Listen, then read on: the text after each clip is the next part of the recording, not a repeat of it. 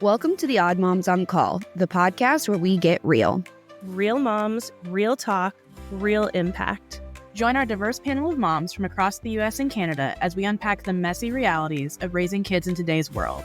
We're diving deep into how politics, policies, and culture shape our lives.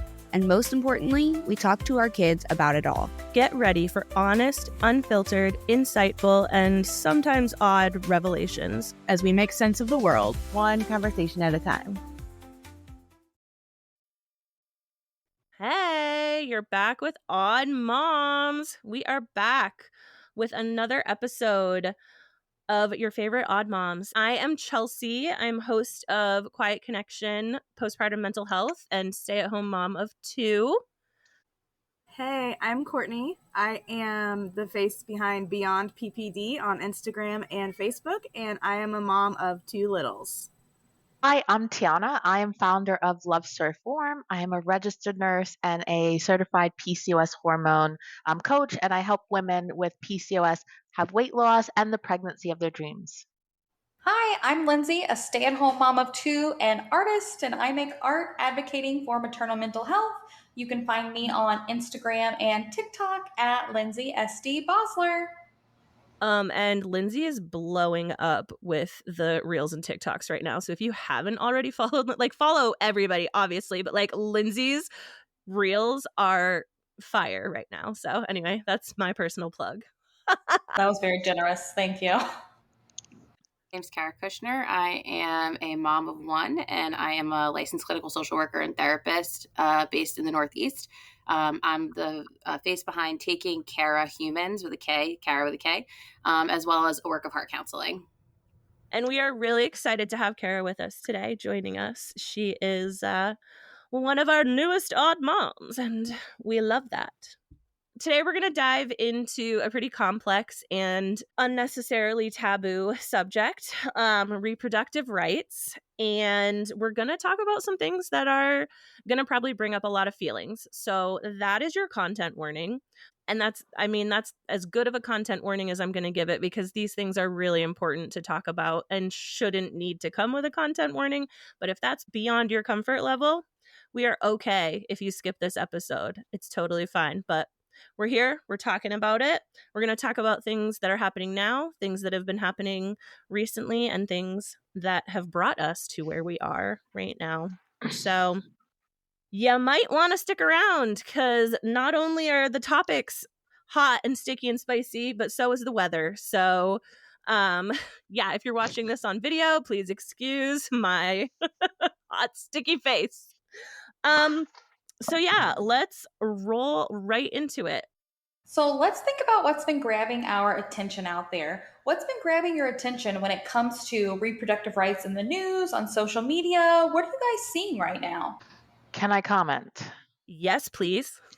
My God, this mom who passed away, she was a woman of color, and they went against the family's wishes. The family is responsible for all the costs, and they basically were using her as an incubator to finish the pregnancy. And as a NICU and labor and delivery nurse who went through a second trimester miscarriage, we need to talk about it. We need to get into it, amongst other things. Yes, we do. And her name was Adriana Smith. Thank you. Yeah. Adriana Smith from Georgia. You are so welcome. From Georgia. And Georgia's really, really strict anti-abortion laws. They actually refer to it as the Life Act. For a little bit of background, it's Living Infants Fairness and Equality Act, and it prohibits most abortions after a detectable fetal heartbeat. Defines an unborn child with a detectable human heartbeat as a natural person and includes them in population-based determinations. The only exceptions are for medical emergencies, medically futile pregnancies, and cases of rape or incest, if a police report has been filed. But even that, most doctors in the state are afraid to even touch anything having to do with abortion or termination for medical reasons because of this act. So yes, Adriana Smith. I think we all want to talk about Adriana Smith because Chance was just born, what, a week ago now? What? Yeah, less than a week ago. So much I want to say, Chelsea. Like, my sister was born at 1 pound. She was 22 weeker. She is 17 years old, and we are going through hospice right now. Okay. My biggest issue, and sometimes, right, sometimes it's truly a lack of not, but in this one, but my biggest issue is the quality of life that Chance will have as a result of not only going through the prematurity, but as a result of not having his maternal mother, not ever having heard his maternal heartbeat, like, or maybe he did hear the heartbeat, but the voice, that, like, there was so much missing that I'm really worried about what his development is going to look like. And I feel like this is something that we haven't taken, or not we, because we didn't have a choice, right? But the people making the decisions, it's something that they didn't take into account, his quality of life. Yes, absolutely. I want to hear everybody. Yeah, yes, please. On top of that, like, how's he going to feel when he learns that his mother died 9 weeks into carrying him? And I mean, like, that, I cannot imagine the trauma that he will feel when he discovers that. Like, I don't even want to think about it. It's horrific. Well, and Adriana has another son. Adriana has an older son who had to watch her go through this. Adriana, the medical system failed her from the start. And this is not going to be an entire episode on Adriana, but this is so important and it's happening right now. So, but Adriana went seeking medical care and was sent home. And then it was later discovered that she, I believe, was hemorrhaging or was having some sort of stroke or hemorrhaging in her brain. Please don't quote me on that. Blood clots on her brain. Blood clots in her brain, and was declared brain dead. She was neglected by the medical system that was there to protect her and her unborn child, and then kept alive by machines simply to gestate her fetus. So, and I know if you're watching this and you saw my face when I said it that way, I feel a certain sort of way, but we'll get into that. I want to hear other voices. Yeah. The biggest thing that you just said that I think was so critical to me hearing her story, and I think is so important for me to say as a white woman, is that she is a Black woman, and therefore the system failed her most likely due to the disproportionate number of Black women who are failed by the medical system, who are not believed for their pain and their suffering. And that's why the maternal mortality rate is so much higher for Black women. And so we can't have this conversation, I think, without stating that, and how the implications of these changes in policy are going to continue to disproportionately harm women of color. So just to be able to put that out there it just can't be understated. And to your point, like, I'm a parent, but I also work with kids. That's where my background is as a therapist. I can't even fathom the amount of support and struggle that these two kids and the rest of their family are going to have now as a result of this, and how the intersectionality of their lived experiences with their mom, with this wife, but then also just because of the systems of oppression and just how deep this is going to go for them, what that journey is going to look like. It's really unfathomable. I was going to say, she was refused that care. So now they've given her family a higher burden of care for Chance, who is that 1 pound. Like, how are they going to sustain that now that, they're already dealing with the trauma of what's happened?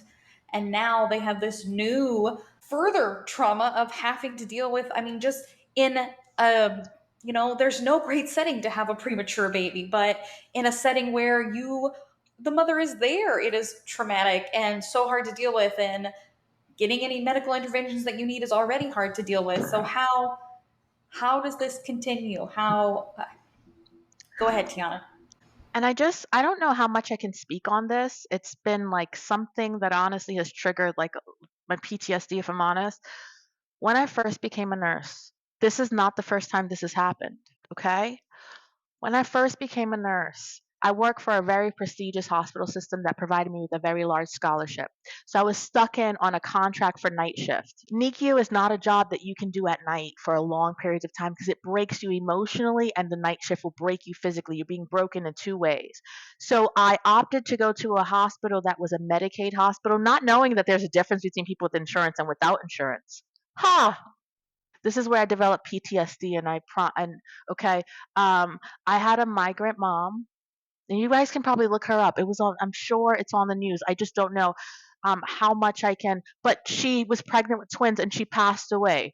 I'm not sure really how she passed away. They kept her. They sustained her until they can deliver the twins. Now, one of the twins came out perfect. One of them came out severely disabled. I want you to know that. And I get emotional because I was so young when it happened. I really didn't have the understanding. Dad was a migrant worker. He could only take the well son. The other baby became a ward of the hospital. And so I didn't know at the time, but he was like adopted by the hospital, and he had this room, he had a TV. He was trached, and everyone knew that his mom was held for time. And I don't never know what happened because I left the system. It's really hard. These moms never had maternal care, and they deliver but it's not the first time it's happened. I just don't think it got so much news coverage at the time. But that baby, I think about him so much now, not only him, but so many, like Chelsea said, it's not going to be a story only about her. So many women, right? So many women deserve to have their stories told. And I just feel like and I don't want anyone to take offense, like saying this the wrong way, but I feel like being a woman can be so overly political. It's like you wake up and you are like in the middle of a political war just by existing. And it's just tough times that we're in. It is. And like you said, this isn't the first time this has happened. This is not the only state where it's happening. I follow the Pregnancy Justice nonprofit organization on social media. And when this story came out, they posted that there are 29 states where advanced directives are restricted during pregnancy. And there are states where no matter when it happens, the survivability of the fetus, your advanced directive is null and void because you are pregnant. And that was terrifying to me, especially because I'm in one of those states where it does not matter how far along you are or the survivability of the unborn baby fetus. My advanced directives would not be followed. And that's terrifying. Tianna, do you remember what year that was that happened? That experience that you went through? Okay, so it had to be about maybe 14 years ago, maybe 14, 15 years ago. Okay. And at this time, the baby had been maybe a year old, so maybe like 16 years ago. Okay. The only reason I ask that is and this is in Florida. Yeah. And I just kind of wanted to get an idea because for our listeners that are not in the US, like huge sweeping changes have happened in terms of reproductive rights in the US in the last, I'd say, 2-3 years. And it's just getting more challenging. But to hear that things like that people, like bodies are being kept alive, and I use that term like, yeah, bodies are being kept alive to host fetuses and that it's been happening before any of this. And that's news to me. Like, I'm not going to sit here and pretend that I knew that. I did not know that. And that's terrifying. I want to kind of give a little more context just so that listeners have an understanding of where we're at. So not only is this happening, and this is obviously being sensationalized, which is another added, I don't want to say complication, but another added stress and trauma on the family that they don't need. It's all over the news. We've talked in other episodes about medical costs. So the medical cost of keeping Adriana's body alive for months. She was 8 weeks pregnant when she went in, and she just delivered Chance. So cost of that. So let's just see. So since 2022, when Roe v. Wade was being struck, 14 states at that have near total abortion bans. So, and that's just talking abortion. So, and when you say abortion, if you speak to doctors, it's all abortion. There's termination for medical reasons. There's medical miscarriage. There's things like that. But in terms of what you would categorize it, if you're filling out like a medical chart, it's an abortion. It's an abortion. So 14 states near total abortion ban. President Trump signed an executive order enforcing the Hyde Amendment, which ended federal funding for elective abortions. There's also huge legal battles over the abortion pill, and access to that is, anti-abortion groups like Rolling Thunder are working to limit access to abortion pills, and they are pressuring the FDA and Congress to just get rid of that altogether.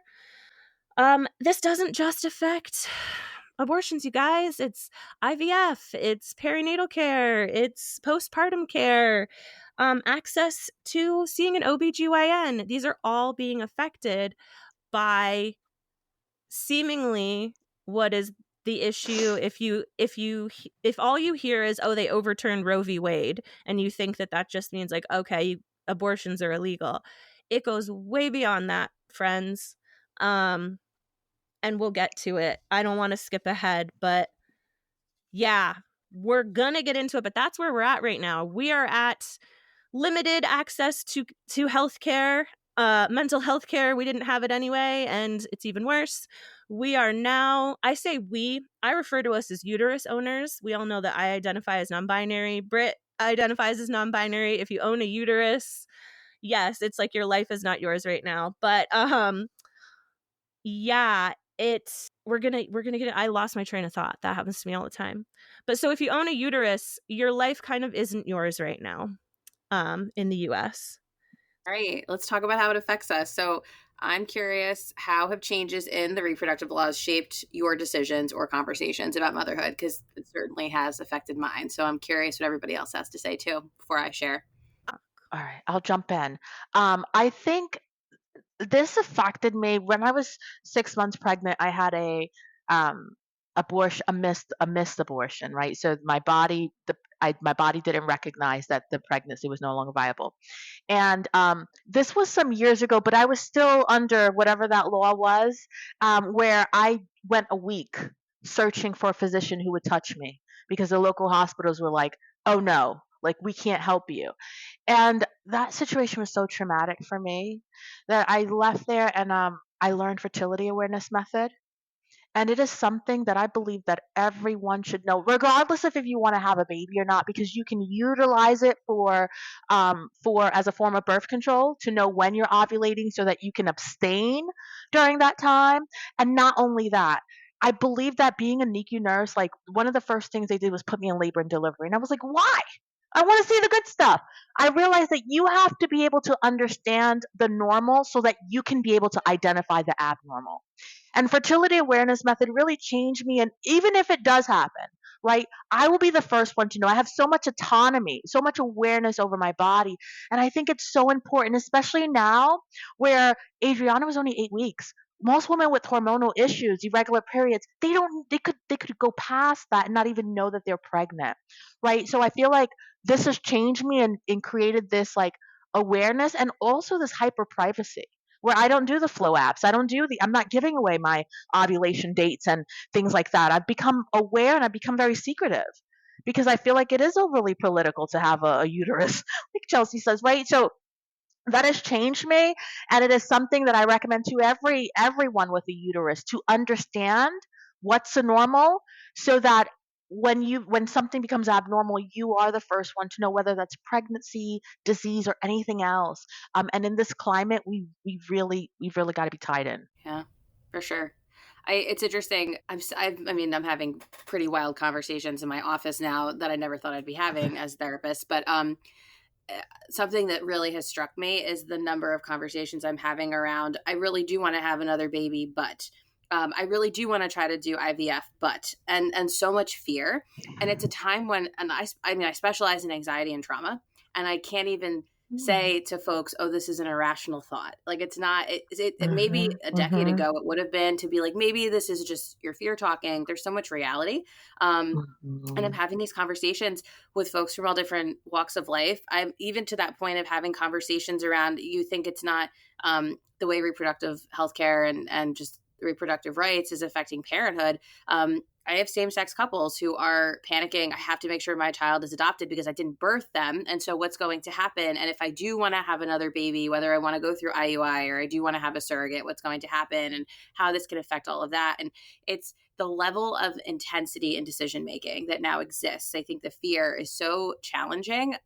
And even watching it, there's a level of vicarious trauma that I think we're collectively going through. I can say I have to do so much debriefing and regulating after sessions because even as a person of childbearing age, I'm hearing stories and thinking, wow, I don't know if I even want to take this risk. And it's part of why I may be one and done because I'm at that time saying, I don't know if I want to do this again. I'm in a state where it's, at this point pretty protected and I still don't know what I'd want to do because I have friends and colleagues who are OBGYNs and nurses who are telling me how they're so afraid and things feel so fragile. And so it's so heartbreaking to have these conversations and to see that there's validity in the fear and to try to hold space. It is very exhausting because there's not so much that you can say that feels validating, except I'm right there with you and I believe you and I see you and it matters. But I'm seeing it too. And I have a sister who's going through the IUI process and she's terrified. What if I do finally get pregnant and then something happens? And it's heartbreaking that oftentimes, just as we've been saying, abortion is healthcare. So if somebody wants a pregnancy, very much so, which happens more than typically somebody who's terminating for a non-medical reason, which is fine in and of itself, in my opinion. But by and large, abortion is because somebody did want a pregnancy and something went wrong. And to know that the laws that are supposed to be protecting life are actually disintegrating people's abilities to create their lives is so heartbreaking to watch.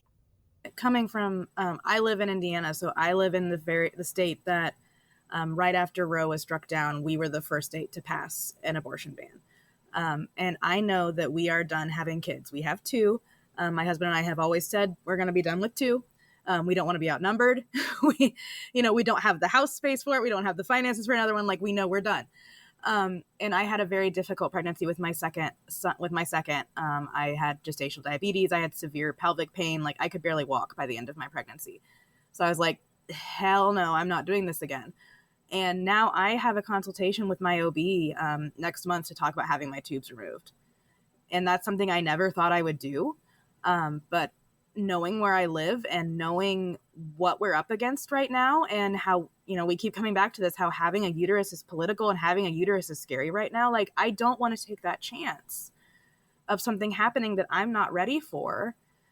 So I'm looking into a drastic option just because I don't want to take that chance. And it's something I never, ever thought I would do.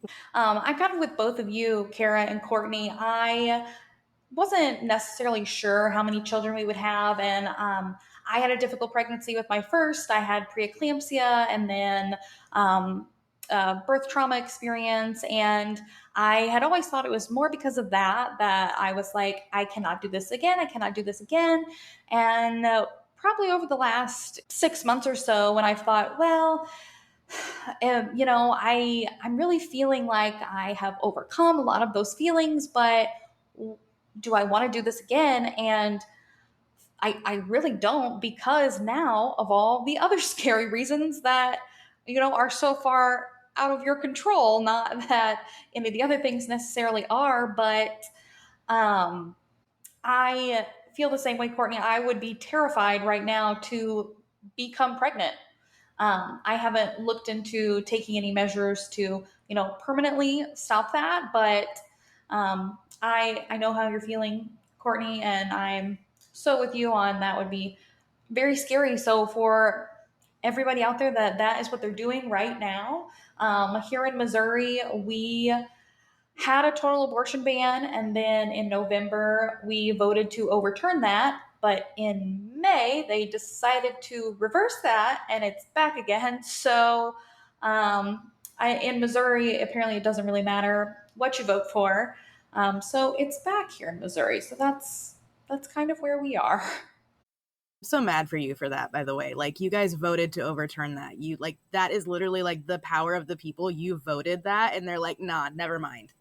That's not really what you wanted. Like, I mean, that's our entire political climate right now, Courtney, is right? This is what the people want, but it's not what we want. But right? Yeah. That's a different episode. Go back to Momocracy, episode 1, and we'll do a part 2 on that later. But just like you said, Courtney, and like Lindsey said too, so I had my youngest in 2022, and there was, again, in the air, Roe v. Wade was just about to be overturned. Or not over, yes, it was, yes, reversed. And I had a scheduled C-section.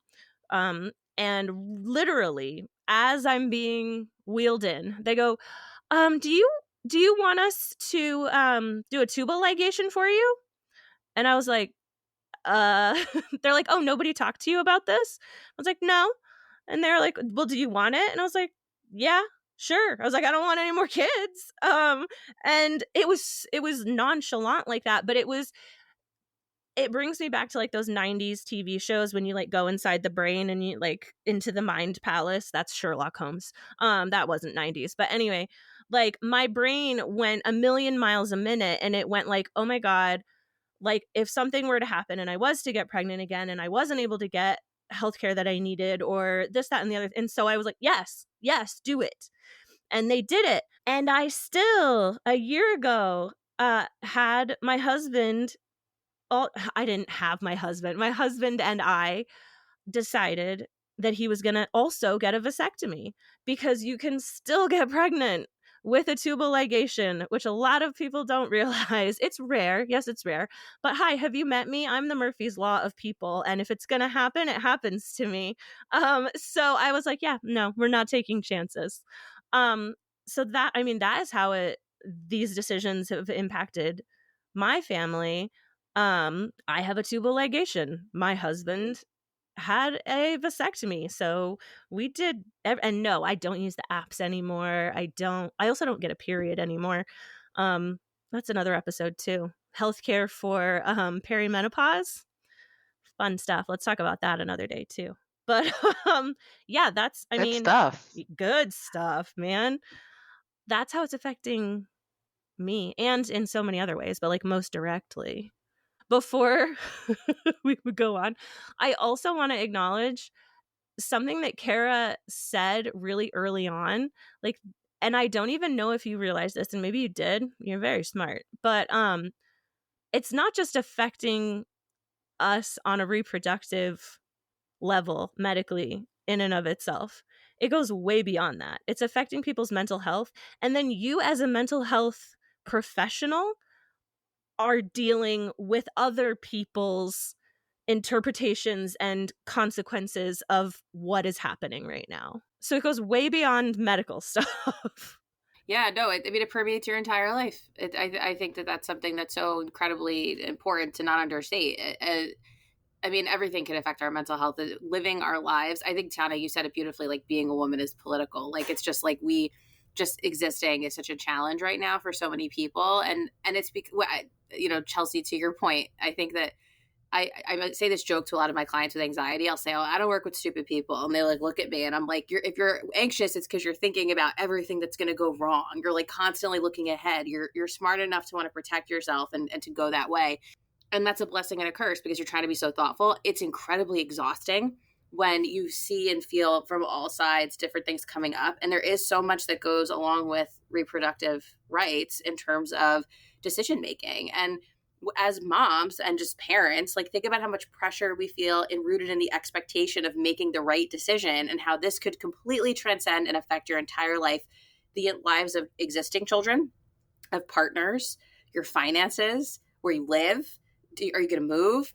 Are we going to sustain this? What happens if somebody dies? Did we do any advanced planning, healthcare proxies, living wills, advanced directive type stuff? it's like beyond the scope. And so you think about now the whole lifespan in one chunk is sort of coming at you because of this one decision.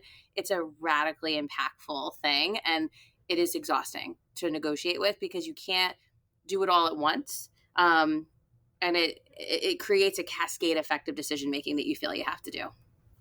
What does it mean to choose motherhood when the choice is being stripped away from others? Yeah. This is such a good question. Mm-hmm. I mean, all of us are just giving the look right now. It's so good.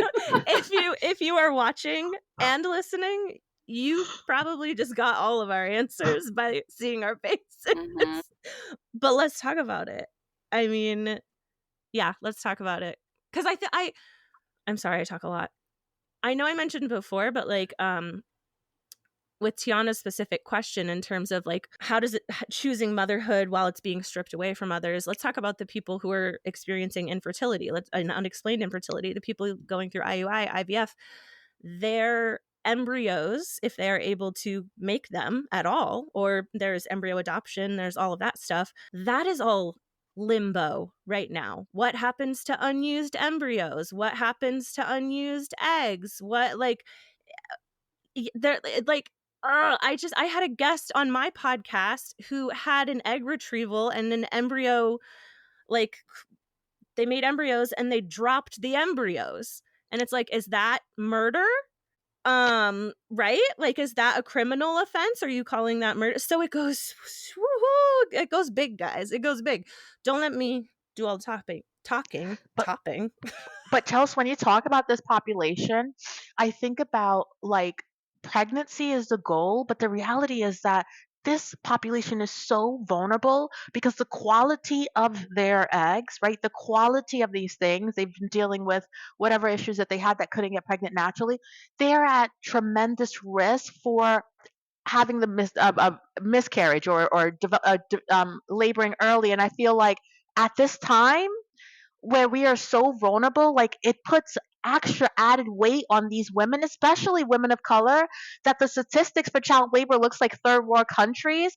It is like, it's almost like some people are being asked to put their dream of motherhood on the shelf because of our political climate. And it's just so unfair. And it's being criminalized if you have a miscarriage. If you have a miscarriage naturally, there are states that will investigate that to see if you somehow caused it. I'm using air quotes. That is mind-blowing to me. That's absolutely mind-blowing.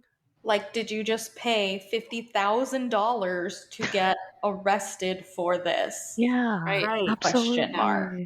It's so interesting that I saw this question about like choosing motherhood when it's being stripped away, because to your point, and like this idea of the infertility community, like when I speak of my sister, like it's my identical twin sister who's like going through this process, and I conceived naturally, and she is having a hard time, and I had my son in 2021 before this change occurred, and so there was this sort of complacency around like, of course, if I need care, if something goes wrong, I'm going to get it. And so, and not only to your point, is she now investing time and money and resources, and also to that point, and maybe this comes up later in this conversation today, her career decisions around like she's staying like, you know, where am I working and what's my health insurance like and what can I access? And then also if it goes wrong, what's going to happen to me?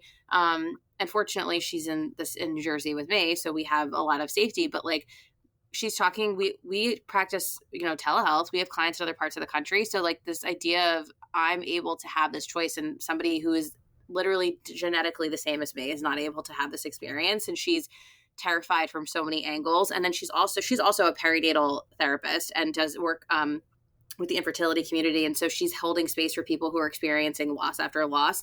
And it's the idea that we will criminalize people who, to the very point of this movement around reproductive, you know, change in the law, it's like, well, this idea of being pro-life.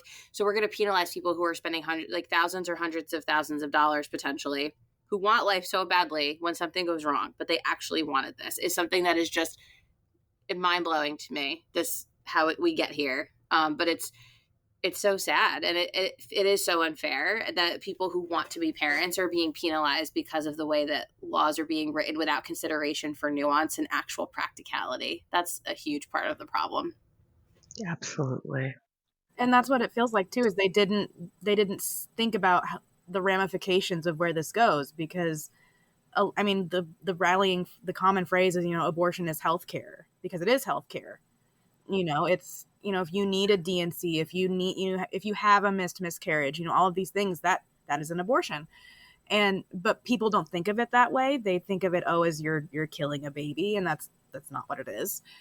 But yeah, they didn't think of, it's like they didn't think about, how this will impact IVF, how this will impact people that want to be pregnant, or they can't get pregnant, or they have been trying so hard and now they've had a loss and they need healthcare because their body's not passing that loss on its own, and that's just heartbreaking. Yeah. I think because, how do I word this the way that I want to?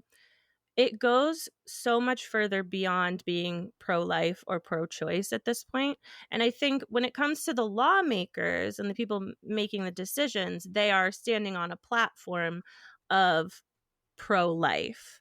But in reality, it goes so far beyond that. Whether you agree with the right to choose or you don't, the ramifications of these laws being changed and being enacted goes so much deeper, and completely abandoning the person who is holding what you are calling life. Mm-hmm. And yeah, I think there is space at the table for everybody.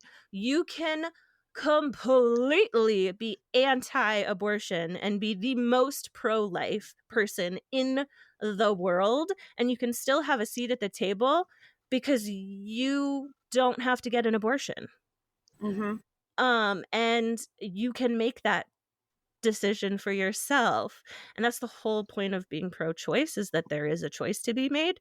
But as odd moms, and like our whole platform is about, like, there is space for all of that here, except it's being taken away from us. The table completely is being taken away. We don't have a table to sit at. There is no conversation. Yeah. There's no table to sit at. And these laws, like these abortion laws, they don't reduce the rate of abortions. They just reduce the rate of safe abortions. Right. And I think that's so important for people to know. It's like they're still happening anyway. We're just reducing women's ability to have safe health care, and that's so important. And then another point that Chelsea made, it like I feel like it's not about like pro-life, pro-choice. I feel like it's pro-capitalism. Right? It's like they don't care. They just cares what benefits. And so a lot of times we see like two wings on the same bird, right? And they're really just favoring what benefits pro-capitalism at the end of the day. And we're just like, this is just a natural consequence of that. We're just like political prisoners. I don't know how to say it, but yeah. Yeah. I think political prisoners sums it up. Tianna, you made such a good point, and it is political, and it relates so much to the future of motherhood in terms of what the Trump administration envisions as what American motherhood is. I'd love to hear what you guys think about that whole debacle. It's insulting. Like, we'll give you $5,000. That does not even cover the birth of the child. Like, are you kidding me? And then if you have 6, if you put your body through the ringer 6 times, we'll get you a pretty medal. I don't want that. I want affordable childcare. I want affordable health care. I want quality childcare. I want quality education for my kids. I want affordable standards of living. I don't want a medal. Like, it's so insulting to me. And it's laughable. Like, Courtney's laughing. It's laughable. Sarcastically laughing, but laughing. Right, but it's so asinine that it is. Like, what else can you do? I also want to mention Germany wanted to award medals for having children. back in the day. So you Mhm. you put those puzzle History pieces repeats together. itself. Yeah. And you can connect those. You can dots. connect the Parallel dots. is jarring. Are all my neurodivergent friends like pattern recognition Yes. is in play?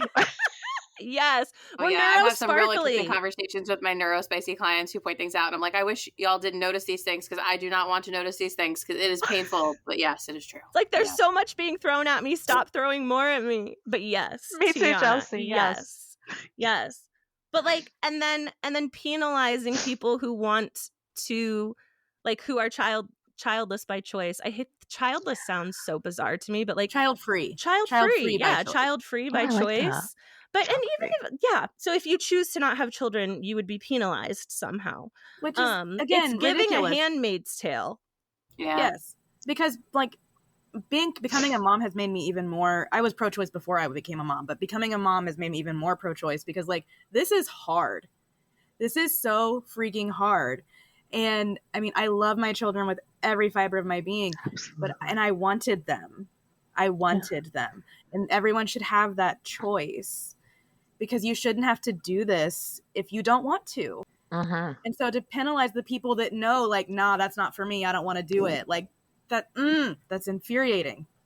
So we've talked about how this affects us as mothers. Now let's talk about how it affects our kids. So how do you talk about and raise kids who respect bodily autonomy and consent in a world and a country that does not? I have been asked this. I've had, and it's interesting because I'm asked this by parents with children who are younger. They're just sort of projecting and thinking about the future and worried, understandably, about, especially I will say if they have female children, especially. But I think that the conversation with them has often been, if we don't agree with something, that doesn't mean that we go along with the status quo and the values that we go with. So we teach them the same thing. We teach them the values that we hold, that we feel are in their best interest for their safety, and are rooted in evidence and rooted in the values that we hold. And we do that in order to foster what we believe should be a sense of autonomy and self-respect and control and healthy decision making, even if the world isn't friendly to that. And we teach them to recognize that and to notice the incongruencies and how to advocate. Because if we don't do that, then what's the point of what people are doing now with trying to advocate for the change? We hope it will change so that choice and opportunity and whatever they come across in terms of decision making, whether it's health decisions or social decision making, et cetera, that there's more access to options and that it feels more from a place of empowerment than it does now. So we aim for that. That's sort of what I try to teach them. Supporting your children with living out the values that we hope that the world will mirror is an act of resistance against the machine that you don't feel a part of when you feel that you are not being represented. So that's something that I always try to encourage parents to feel empowered about. I think sometimes people see that when you are trying to like teach consent to, like, I have a 4-year-old, and I think sometimes people get bogged down in like the lesson of it. Like, it doesn't have to be a lesson. It is a lived action that they just see through you. Just like you said, we're mirroring that. I've seen so many like silly debates online saying, you should ask your baby before you change their diaper. I'm not saying that you're sitting there verbally waiting for them to say yes or no. It's just a simple act of saying what you're going to be doing and just practicing doing that. And I think if we as parents are just getting in the practice of doing things like that, I would practice doing that. I worked in special education and was changing adult high school students' diapers. And even though most people would probably say they didn't know what I was doing, I was still telling them what I was doing. I'm going to take your pants off now. I'm going to wipe your backside now. And I don't know if they knew, but if they did, I hope they appreciated that I was telling them what was going on with their body when they couldn't control it. And I think if we're doing that, with your 4-year-old, they're going to grow up with those habits. And then when it becomes something important, a time when they don't want someone doing something to their body, or when it comes to a time where they can help advocate even more for things like their own reproductive rights, then they've grown up with those habits. I know we're kind of leading into, like, with sexual education. I think using all of the appropriate words for things like period, vagina, penis, all of those things. And Yes. Are you guys familiar with the Meet Baby Olivia video? that is in. I think I've seen it before. Okay, I didn't know about this either until it's not brand new. This is not a new thing, but there is a Meet Baby Olivia video that is in a couple of states' laws, and I lost how many states.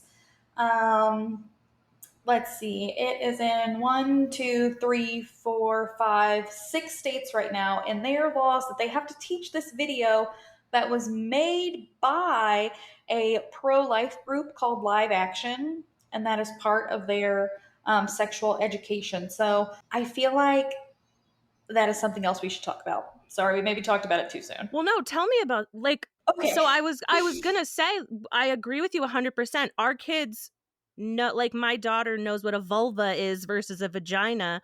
And again, like, so I'm gonna be completely transparent with you here. Like, I grew up calling my vagina a pee-pee because that's what my parents told me it was. Like, wipe your pee-pee, or don't touch your pee-pee, and boys had pee-pees and girls had pee-pees. Well, we don't have pee-pees. We have penises and vulvas and vaginas and uteruses. And my children, my 9-year-old, who is almost 10, knows all of the correct terms for her body: breasts, vulva, everything.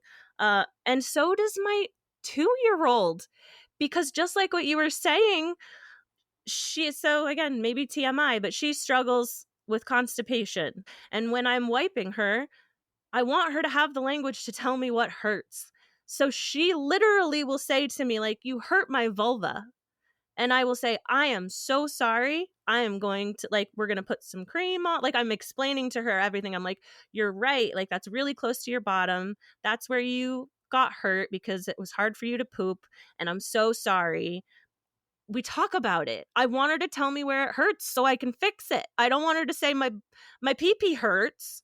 So maybe that's just me, and I understand, but please tell me about this video, because is it not teaching them the correct terms, or is it teaching them the correct terms? So it is a fetal development video, and some of the criticism is that it's not medically accurate.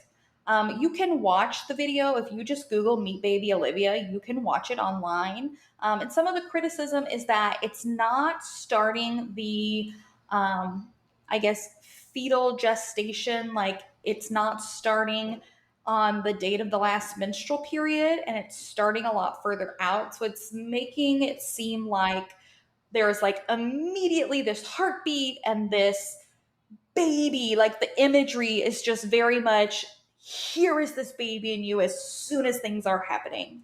Like, from the moment so it's not a language. Inception. It's not a language thing. It's not a language thing. It's a conception thing. Say one quick thing. I just want to say, I think it's so important that you guys are both talking about this, though, because accurate information and consent and understanding of the body and understanding of the life cycle from a medical and a health standpoint is not just about understanding reproductive health. It's understanding abuse prevention. It's helping kids to understand themselves when things go on medically so that they can speak up and get what they need.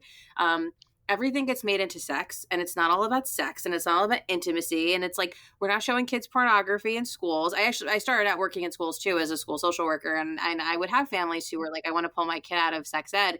And that kid was at a disadvantage because they now did not know something. So it is really unfortunate. There's such misinformation. I think that video, actually, Lindsey, that you shared is a beautiful example of that. The misinformation and how actually adverse the effects can be on kids. They're more likely to then not know their bodies. They might have an unplanned pregnancy. They may actually come into having these conversations. They might need to see a provider, not know what to say. If someone's touching them, they can't report it. It's so layered and complicated. So I think that just empowering kids to know what their bodies are, the language, and what happens is abuse prevention. It's empowerment, and it's just helping them fight the machine in a very minimally invasive way. Absolutely. You'd be surprised how many women come to me and they don't know their basic, like, anatomy as women, and they want to get pregnant, and they're like, ovulation, what does that mean? I'm supposed to be doing that once I got a period. Is that not like ovul? And at first it was like kind of like this inside joke where I'm like, do they really not know? But as I'm like, wow, we are severely at a disadvantage. And sometimes I'm like, is this intentional? Everything relates back to capitalism for me. Is this intentional capitalism? Do we keep women like unaware of their bodies so that they can be the perfect, like it's a pipeline into healthcare, into IVF, into, that's just my thinking, because there are certain tribes, when there is not a word to express something, they cannot articulate, they cannot think of it. Like there, it's so important, word expression. And for kids who don't have the means to express themselves, it just leaves them so open, and we have no like, there's no like report card system. These grow up into women who don't know, or uterus holders, who don't know how to self pleasure, how to what works within them, and it puts them at a disadvantage for, as Kara said, for abuse, for so many other things. And it gets to be that easy. So I am open to that. I love the idea of educating children and naming the parts. And I feel like we have to question the lens in which we view this from, because the over sexualization of children, it's really gotten out of hand. I mean, consent, we teach consent in our house with literally everything. And you can think we go over the top, but like, I don't force my kids to hug their grandparents. I don't force my kids to hug me. I don't force my kids to give me a kiss or say I love you. I will say that to them, or I will ask them every night before bed, do you want a hug? Do you want a high five? My freaking 2-year-old has a whole ritual, and I've got OCD, so let's not diagnose early, but every night she goes, hug, kiss, nose, high five, fist bump. Every single night. But that's because we've taught her that that's what her options are. She has choices. So it's like, no, you don't have to hug grandpa. You can wave. That's right. Or like, you don't have to play with your sister.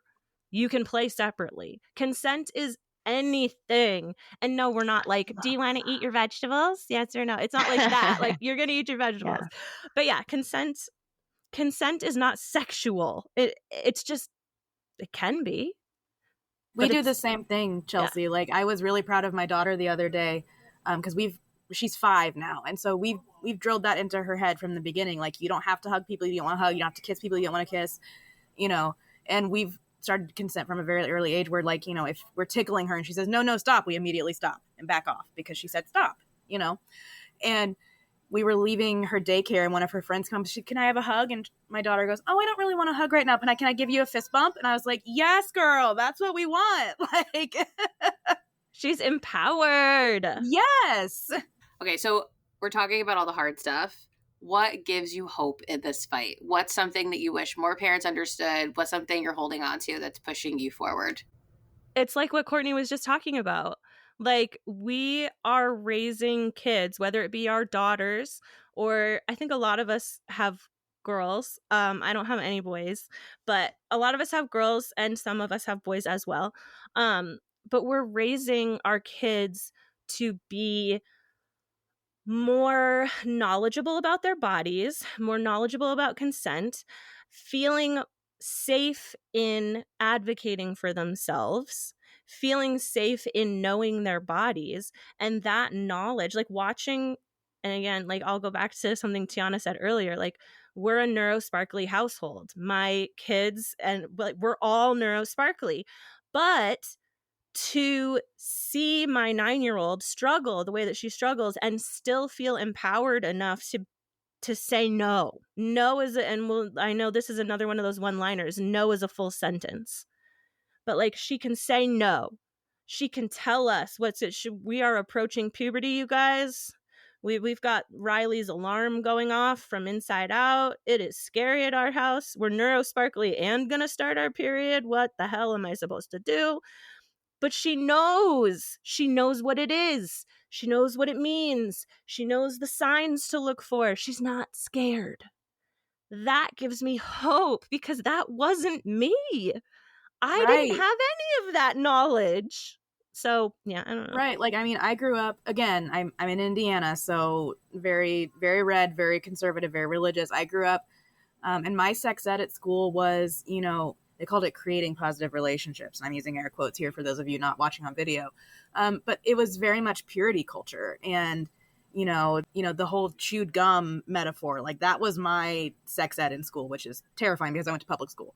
But knowing that, like, I'm not raising my children that way, like, my daughter will not view herself that way, my son will not view people that way, and, like, raising them to be respectful and to know their bodies and to know what consent is and to not be afraid of what's happening to them. Like, I fully agree, Chelsea. Like, that makes me hopeful that there are kids that are not going to grow up the way that we did, as, my fellow millennials probably understand what I'm talking about here.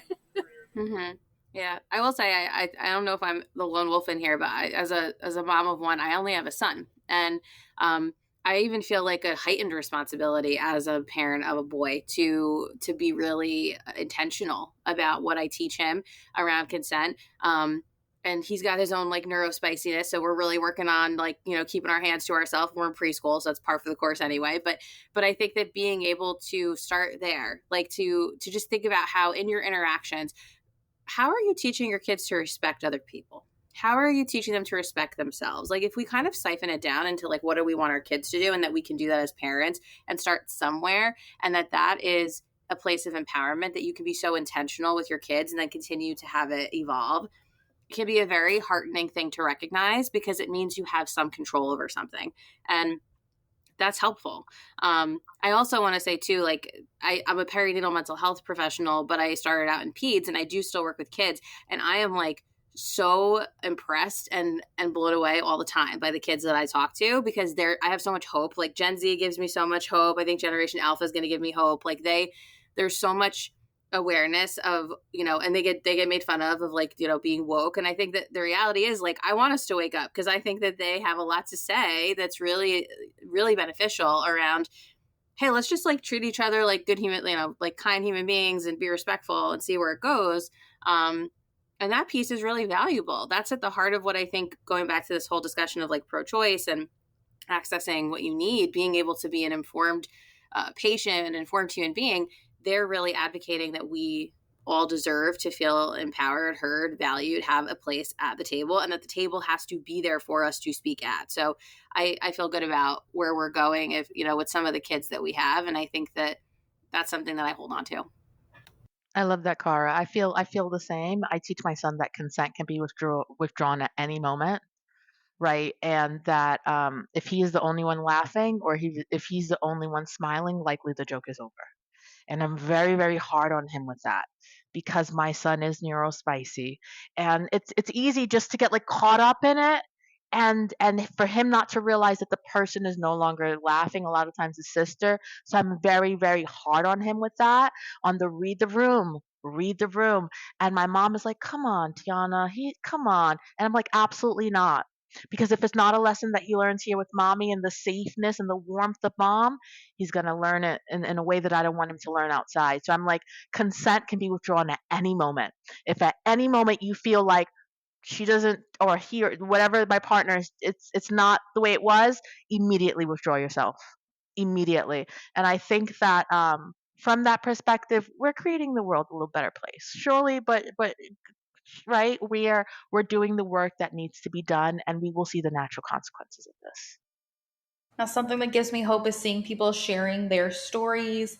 And I personally had someone reach out to me and say, hey, I kind of a friend of a friend situation. I saw you share that. And I honestly, they're like, I've never thought about abortion as being healthcare. I just really didn't know a personal story. And that really changed my perspective. Now, granted, that was one person that said that to me, but that's one person who stopped to kind of question how they'd been taught to think and how they'd been thinking. So that's something that's given me some hope. I love it. I say that a lot. I love it. Anyway, I want to highlight, as we are coming towards where we have to give up being odd moms for a little while, even though we're always odd, and go back to real life. I want to acknowledge that while it seems like many, if not most of us in this conversation are pro-choice, that doesn't mean, just like Kara said, that you don't belong at our table, or that you don't have a seat at our table. Odd moms we're all odd moms, and the table has to exist. And so we need to make sure that table stays there, because you can sit with us. You can sit with us. You can talk to us. And on that note, like, if you want to learn more about things. And I think you should, especially if you are a uterus owner and especially if you are raising uterus owners. It sounds like a used car salesman, but some really great resources to check out. Learn more about Plan C pills and Plan B pills. Just do your research. Do your research about them. It doesn't mean go buy them. I'm not telling you stock up, maybe stock up, but learn about them. Learn about your body. Learn about, even if you are a male, learn about your body, learn about your reproductive health, learn about your health in general, learn about what kind of access you have to care where you live, what doctors are under your insurance, what insurance you have. Educate yourself. Check out the National Network of Abortion Funds. Again, that's talking a lot about abortions and things like that. But at the core of it all, do your research. Do your research into trusted, vetted sources. I know we all like to, and there is value in hearing from grandma or the auntie, and there is value there, but you also have to look at the scientific research and learn as much as you can so that you can make informed consent and you can make decisions about you and your body. So, yes. So I'm going to toss it to Lindsey with our hot take, and we're all going to get our little 30 seconds of response. But this is a good one. Strap in. So here's our hot take for this episode. Men should have a say in abortion decisions. What do we have to say about this? Don't make me go first. Guys, don't make me go first. Don't do it. Well, let me tell you about some of the comments that I got. Real quick, I have been posting some things on TikTok, just trying to stir up a little bit of commentary to find out some other people's opinions, just kind of step outside the box there. And a few of the comments I got were, do men belong in the space where the policies are being made? And then a lot of the comments I got were, should men have a say in the abortion decision itself? And most of the comments I got, I don't want to assume, but it was leading the way that it was probably men making these comments saying that they absolutely should have a say in it. And they was pretty much taken at face value, no matter what, we should have a say in what is going on. So there wasn't a lot of context around it. That was kind of the end of the sentence. My hot take on really like men being a part of the conversation is really just what we've talked about already today, which is like, I think that we need men to be at the table to have the conversation so that we can advance decision making collectively as a country, as a people. I think that that is part of it. And I don't think we're going to get very far unless we do find collaboration amongst people of all gender identities just to be a part of the conversation. But I think that from a perspective of decision making when it comes on the individual basis, my philosophy would be that we have to really provide that autonomy to the individual that it is going to affect most, which is the person who would birth, because it will by and large have far-reaching implications and effects on that person more than it would to the person who contributed the semen. Like, it's just part of the I think the way that it will unfold. So from a collectivist perspective, I absolutely think men should be part of the conversation. And I think that if it's feasible or safe for them to be a part of decision-making on an individual level, and that's what the birthing person or the pregnant person would want, then yes. And at the end of the day, though, I think the person who's pregnant is the one who ultimately has to make the decision about their body because it's so nuanced and individual. And I agree with that, Kara. My take is very similar to yours in that, you know, like my husband and I had conversations about, you know, if something were to go wrong, what would be our next steps? And if that, you know, on an individual level, that was a decision that we would make together because we're a team, we're partners. But in the end, I know that he would defer to me because I'm the one my body is the one that's going through this. And I mean, as someone who I mentioned earlier, I had gestational diabetes, which is not caused by lifestyle or diet or anything like that. It's purely hormonal. But because of that, I now have a higher risk of developing type 2 diabetes down the line. So, I mean, that's something that is permanently changed for me because I had children. And so I agree that, you know, we need to, there's layers to this. On a top layer, like overarching, like we're making the laws about this, everybody needs to have a seat at the table. I have a lot of issues with people who, going back to like, you know, learning our bodies, and both men and women need to learn their bodies. And obviously not just men and women. We have non-binary individuals. All of that. We all need to know what our bodies look like and how they function. But I have a hard time with people telling me what to do with my body when they don't know how my body works. That gets me. But on an individual level, I agree with Kara that it should come down to the person whose body is actually on the line here. And pregnancy is not a health neutral state. There are a lot of risks. And I mean, one of those risks is death, to be honest. And that's something that the person who's actively going through that should be the one to make that choice. 100%. I think we forget that a huge risk of pregnancy is death. But I agree with you guys a lot in that it really comes down to the individual person and what your trust relationship is like. But ultimately, I think the birthing person is the one who makes that final decision. I am glistening, y'all. My hot take, it feels a little spicy. Like, I feel a little spicier about kind of like what you said, Courtney, like someone who doesn't understand how my body works, and acknowledging, like, this isn't our gender episode, but I recognize that I'm biologically female. I'm not, like, I understand that. That's not my gender, but I understand that. So having someone who doesn't understand my physiology and my body try to dictate what I do with it or what happens to it, ooh, that's why I didn't want to talk first, because that was my initial jump, was like, no. My initial jump was, hell no. But I wanted the space to decompress a little bit, because I do agree. I agree that we all need to have a seat at the table and that we all need to be able to talk about it. But at the end of the day, it should be the individual's choice what happens to them in whatever form that takes. And I don't think that should be controversial. Y'all, it is hot. This has been a big conversation. This has been one of our heavier topics. And I just want to acknowledge and thank everybody that's here and those who had to leave early for coming to the table and for bringing your lived experience and for bringing your perspective, because that's what we're here for. And as Lindsey says, we just keep getting hotter. So that's our new tagline, especially today.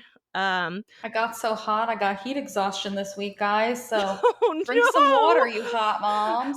Our air conditioning went out this week. Like, drink water, take a nap, take a breath.